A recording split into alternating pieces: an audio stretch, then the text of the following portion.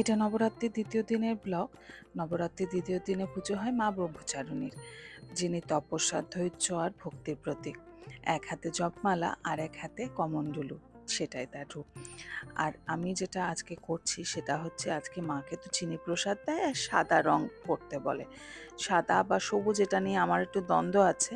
যে কোনো পুজো শুরু হওয়ার আগে আমি গণপতিজির পুজোটা করে নিই বা নামটা নিয়ে নিই, আগে ফুল দিয়ে নিই, তারপরে তো ওনাকে করে তারপরে সবাইকে মালা পরালাম। বাগানে যে কটা ফুল হয়েছে তার মধ্যে থেকেই দেব। শুধু একটা সাদা রঙের ফুল এনেছি মাকে দেব বলে।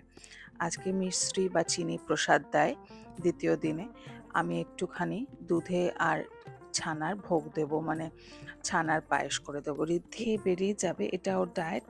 ছোলা ভিজানোই ছিল, যেহেতু নবরাত্রি করছি অনেকটা ছোলা ভিজিয়ে রাখছি, সেটা দিয়ে শসা, টমেটো, ধনেপাতা দিয়ে নিরামিষের মতো স্যালাড করে দিয়েছি, একটা ডিম সিদ্ধ। আমার বাড়িতে যেমন রেগুলার রান্না হয় ননভেজ একটা করে, সেটা হবে 5 দিন, 9 দিনের মধ্যে। আমি শুধু ভেজ খাবো। সব ওদের রান্না নেমে পরিষ্কার করে ডাইনিং টেবিলে এলে তবে আমার রান্নাটা হয়।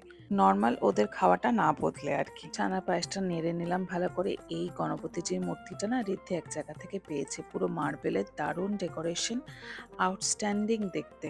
কিন্তু প্যাকেজ করে দিয়েছে বলে একদম ভালো লাগছে না, পরে আমি খুলিয়ে নেব। পায়েস রেডি।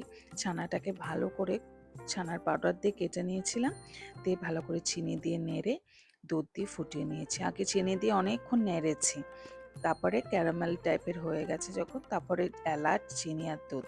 আজকে একটু ভোগ এটাই দেব চিনি মিষ্টির সাথে। দুর্গা স্তোত্র আর দুর্গার 108টা নাম ইচ্ছা আছে, শুধু নামটাই মেয়ের সাথে বসে পড়লাম। আর ওগুলো আমি একা একাই করে নিয়েছি, আর আরতিও করে নিয়েছি। দিদি কদিন রান্নাটা পুরো দেখছে। মুদি খেলাম পুজোর পরে।